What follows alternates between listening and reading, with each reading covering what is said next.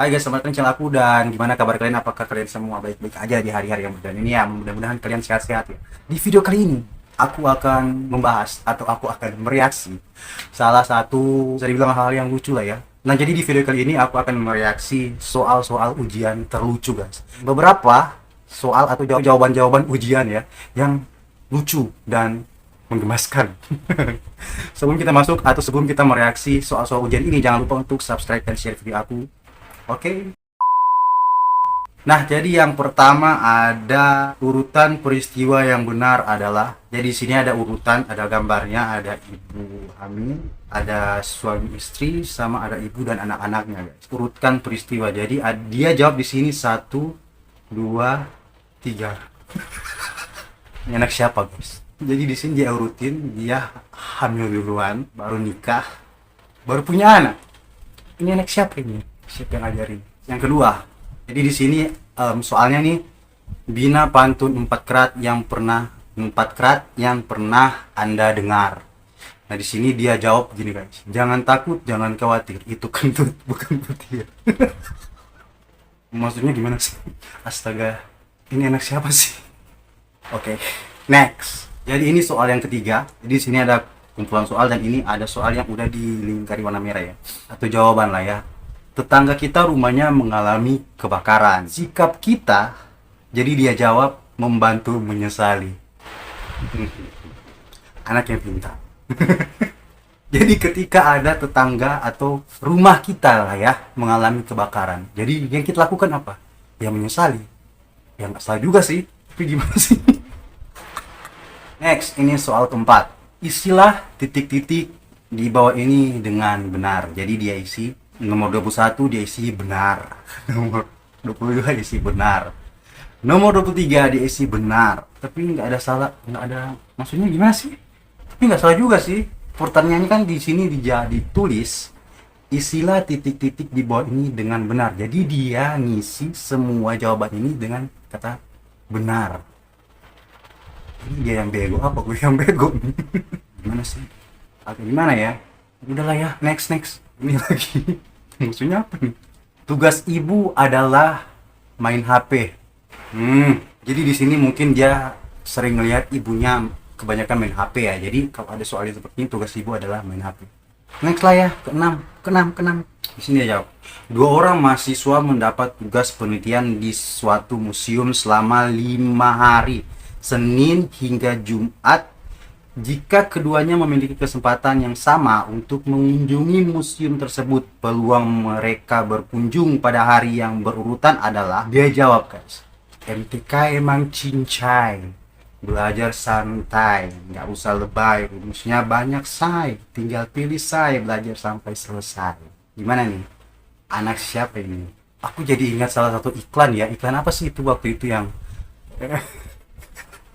udahlah next. Jadi ini yang ketujuh guys.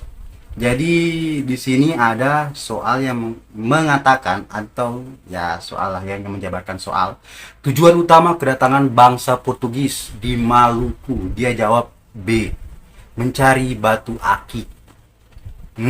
Batu akik. Jadi sebenarnya jawaban sebenarnya kan rempah-rempah lah ya. Jadi dia jawab mencari batu akik. Mungkin dia melihat bapaknya kali ya sering mengoleksi batu akik, makanya dia jawab mencari batu akik. Next, ini soal ke-8.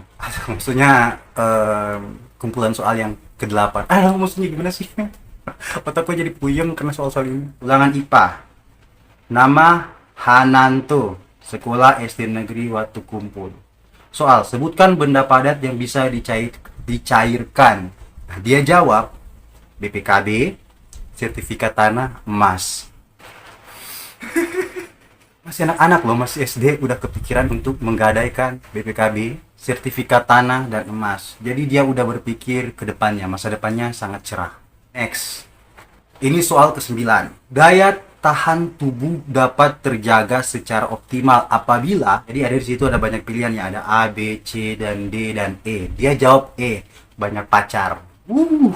Nggak tahu ya ini jawaban dari anak SD atau SMP atau SMA ini. Tapi di sini dijawab banyak pacar. Wow, bad boys and bad girl. Aduh. Next, ini soal ke-10. Sebutkan 3 contoh sikap menerapkan persatuan dan kesatuan. Apa ini? Tidak menyebarkan berita hoax. Kedua ini kena blur ya, kena garis. Jadi nggak tahu. Aduh maaf. Jangan menjadi netizen yang apa-apa di komen. Oke, next. Yang ke-11, latihan soal evaluasi. Namanya Deandra. Ini laki-laki apa perempuan ini? Bermain di lingkungan rumah dapat dilakukan di halaman ya. Bolehlah ya. Permainan yang bisa dilakukan di lingkungan rumah contohnya adalah bermain ular. Agak bahaya sih ini ya. Ini kayaknya dia reinkarnasi dari Dewi Ular. Atau dia juga bisa jadi reinkarnasi dari penari ular.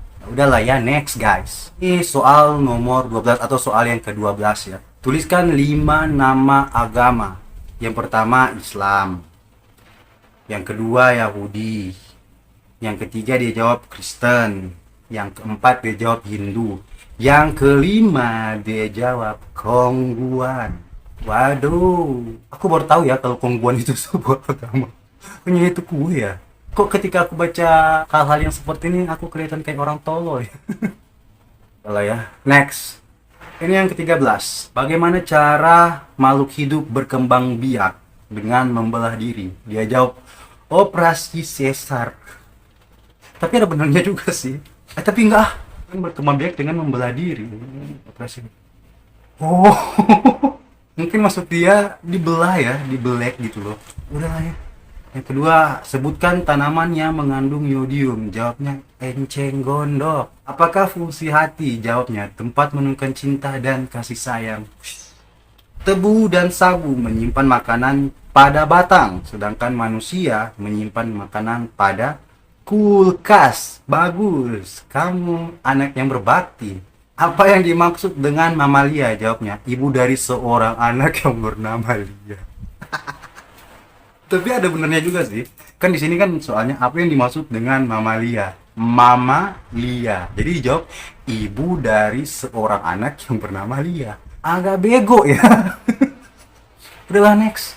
Ini soal yang ke-14 dan ini yang terakhir ya. Ibu membeli 3 telur. Ibu akan membuat kue. Ibu. Apa yang harus dilakukan ibu agar telur itu tidak habis? Jawabannya, tidak usah bikin kue. Pertanyaannya aneh. Agak nyolot ya. Guru ini bikin soal buat elu agar supaya dijawab. Malah dia ngegas. Oke, jadi itu guys jawaban-jawaban dari soal ujian yang sudah kita lihat tadi ya. Soal-soal ujian terlucu. Dan di sini aku bisa ngambil kalau namanya anak-anak ya masih polos, apa yang dia lihat itu yang dia jawab, apa yang dia dengar sehari-hari itu yang dia jawab. Mungkin guru-gurunya udah susah payah ngajarin di sekolah tapi dia nggak ngerti. Ya udahlah ya, aku juga dulu pernah jadi guru guys. Mau ngajar anak-anak itu susahnya minta ampun. Padahal aku itu dulu jadi guru honorer ya di salah satu sekolah SMK. Memang anak-anak yang lebih dewasa itu lebih gampang diajar ya. Pokoknya diberikan materi gampang, resepnya gampang ya. Dan kita juga nggak usah terlalu ngeluarin tenaga yang lebih untuk ngajar anak-anak yang sudah dewasa. Oke, sampai di sini dulu video aku dan terima kasih buat kalian yang sudah menonton video aku dari awal sampai akhir dan nggak skip atau nggak berhenti di tengah jalan. Terima kasih buat kalian. Dan kalau kalian misalnya punya ide atau mempunyai sesuatu yang atau masukan lah ya untuk video ini kedepannya seperti apa, kalian bisa komen di bawah dan jangan lupa juga untuk subscribe channel ini, jangan lupa juga untuk like, share. Terima kasih dan sampai jumpa di video berikutnya. Dadah, bye bye.